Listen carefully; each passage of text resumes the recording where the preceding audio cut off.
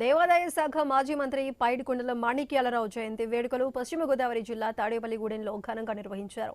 పట్టణంలో SVR circle వద్ద కేంద్ర మంత్రి భూపతిరాజు శ్రీనివాస్ వర్మ, ఎమ్మెల్యే బొలిశెట్టి శ్రీనివాస్ మాణిక్యాలరావు విగ్రహ ఆవిష్కరణ చేశారు.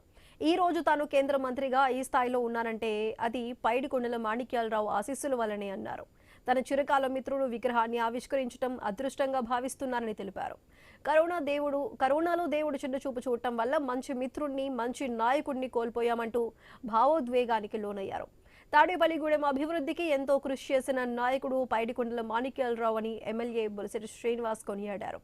రాష్ట్ర రాజకీయాల్లో కూడా తనకంటూ ఒక మార్క్ ఏర్పాటు చేసుకున్న వ్యక్తిని, దేవాదాయ శాఖలో అనేక ఆలయాల నిర్మాణాలు, మార్పులు చేసి ఒక విజన్ ఉన్న నాయకుడని అన్నారు.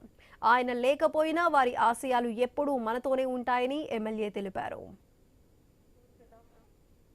ఏదైతే మాణిక్యాలరావు గారు ఒక ఆశయాలు ఉన్నాయో, వారి కుటుంబంలో ఒక సభ్యుడిగా ఉన్నా, దెబ్బలాడుకున్న ఒక పూట, ఒక గంట, 2 గంటలు, నాకన్నా పెద్ద అయినా కానీ 7 సంవత్సరాలు ఎరా అని ఆత్మీయంగా పిలుగునేటువంటి వ్యక్తిని, నన్ను కూడా చనువుతో మందలించేటువంటి వ్యక్తి, మా వదిన గారితో కానీ, వారి పిల్లలతో కానీ, సింధుతో కానీ, లేకపోతే అల్లుడు నవీన్తో కానీ, వారి కుటుంబంలో అందరితో, మాణిక్యాలరావు గారి చెల్లెళ్ళతో కానీ, అలాగే నా భార్యని ఒక సోదరిగా, ఒక బిడ్డగా ఆదరించినటువంటి వ్యక్తి.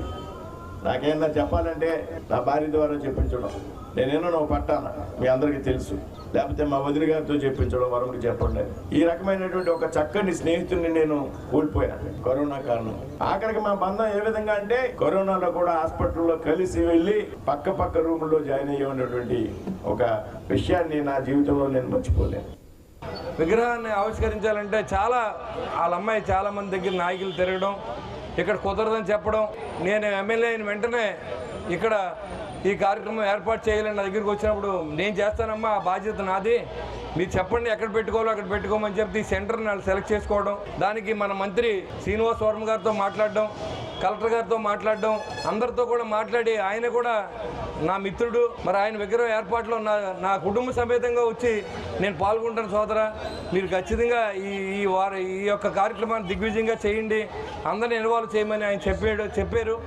మరి వారి కుటుంబ సభ్యులందరూ కూడా అందరూ ఆహ్వానించి ఈ కార్యక్రమాన్ని ఇంత ఘనంగా ఏర్పాటు చేయడం. మరి ఎప్పుడైనా ఒక మనిషి చనిపోయిన తర్వాత మనం మంచోడని చెప్పుకోవాల్సిన అవసరం ఉంటుంది. ఒక అధికారంలో లేనప్పుడు ఆ మనిషి కోసం మాట్లాడవలసిన అవసరం ఉంటుంది. వాళ్ళ మంచితనానికి నిదర్శనం.